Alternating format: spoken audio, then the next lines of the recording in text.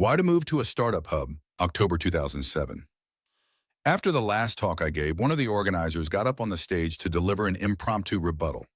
That never happened before. I only heard the first few sentences, but that was enough to tell what I said that upset him. That startups would do better if they moved to Silicon Valley. This conference was in London, and most of the audience seemed to be from the UK. So saying startups should move to Silicon Valley seemed like a nationalistic remark.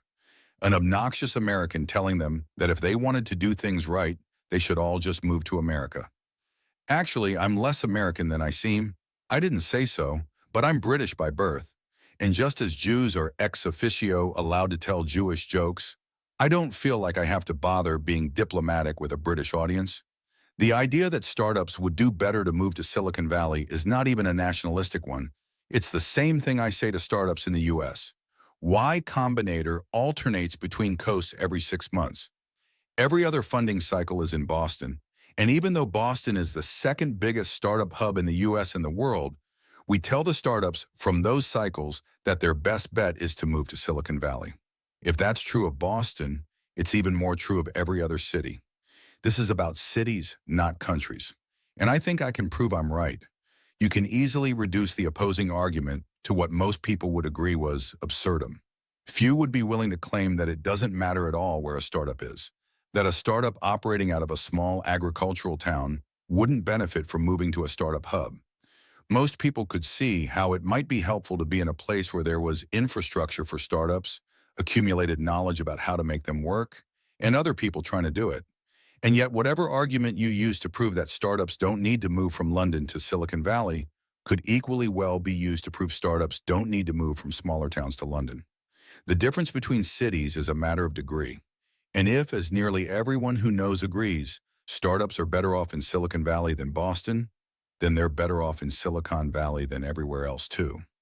I realize I might seem to have a vested interest in this conclusion because startups that move to the US might do it through Y Combinator. But the American startups we've funded will attest that I say the same thing to them. I'm not claiming, of course, that every startup has to go to Silicon Valley to succeed, just that all other things being equal, the more of a startup hub of places, the better startups will do there. But other considerations can outweigh the advantages of moving. I'm not saying founders with families should uproot them to move halfway around the world. That might be too much of a distraction. Immigration difficulties might be another reason to stay put. Dealing with immigration problems is like raising money. For some reason, it seems to consume all your attention. A startup can't afford much of that. One Canadian startup we funded spent about 6 months working on moving to the US. Eventually, they just gave up because they couldn't afford to take so much time away from working on their software. If another country wanted to establish a rival to Silicon Valley, the single best thing they could do might be to create a special visa for startup founders. US immigration policy is one of Silicon Valley's biggest weaknesses. If your startup is connected to a specific industry, you may be better off in one of its centers. A startup doing something related to entertainment might want to be in New York or LA. And finally, if a good investor has committed to fund you if you stay where you are, you should probably stay. Finding investors is hard. You generally shouldn't pass up a definite funding offer to move. In fact, the quality of the investors may be the main advantage of startup hubs. Silicon Valley investors are noticeably more aggressive than Boston ones. Over and over, I've seen startups we've funded snatched by West Coast investors out from under the noses of Boston investors who saw them first but acted too slowly. At this year's Boston Demo Day, I told the audience that this happened every year, so if they saw a startup they liked, they should make them an offer. And yet within a month, it had happened again. An aggressive West Coast VC who had met the founder of a YC-funded startup a week before beat out a Boston VC who had known him for years. By the time the Boston VC grasped what was happening, the deal was already gone. Boston investors will admit they're more conservative. Some want to believe this comes from the city's prudent Yankee character. But Occam's razor suggests the truth is less flattering. Boston investors are probably more conservative than Silicon Valley investors for the same reason Chicago investors are more conservative than Boston ones. They don't understand startups as well. West Coast investors aren't bolder because they're irresponsible cowboys or because the good weather makes them optimistic. They're bolder because they know what they're doing. They're the skiers who ski on the diamond slopes. Boldness is the essence of venture investing. The way you get big returns is not by trying to avoid losses, but by trying to ensure you get some of the big hits. And the big hits often look risky at first, like Facebook.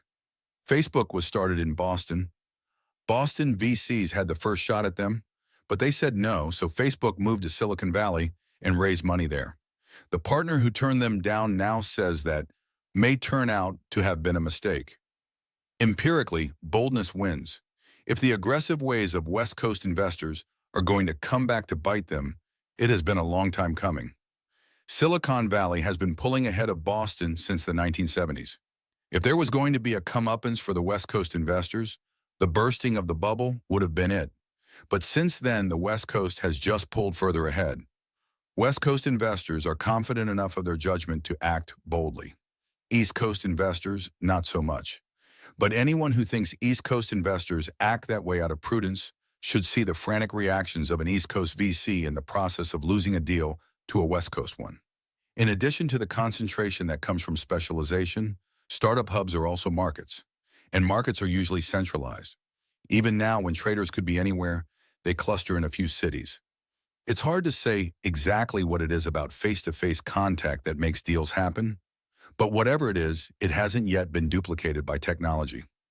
Walk down University Ave at the right time, and you might overhear 5 different people talking on the phone about deals. In fact, this is part of the reason Y Combinator is in Boston half the time. It's hard to stand that year-round, but though it can sometimes be annoying to be surrounded by people who only think about one thing, it's the place to be if that one thing is what you're trying to do. I was talking recently to someone who works on search at Google. He knew a lot of people at Yahoo, so he was in a good position to compare the two companies. I asked him why Google was better at search. He said it wasn't anything specific Google did, but simply that they understood search so much better. And that's why startups thrive in startup hubs like Silicon Valley. Startups are a very specialized business, as specialized as diamond cutting. And in startup hubs, they understand it. The nationalistic idea is the converse, that startups should stay in a certain city because of the country it's in.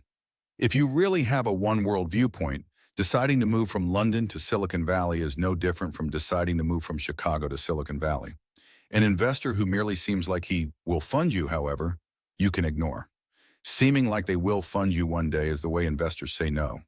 Thanks to Sam Altman, Jessica Livingston, Harjeet Tagore, and Culver Tagore for reading drafts of this. Comment on this essay.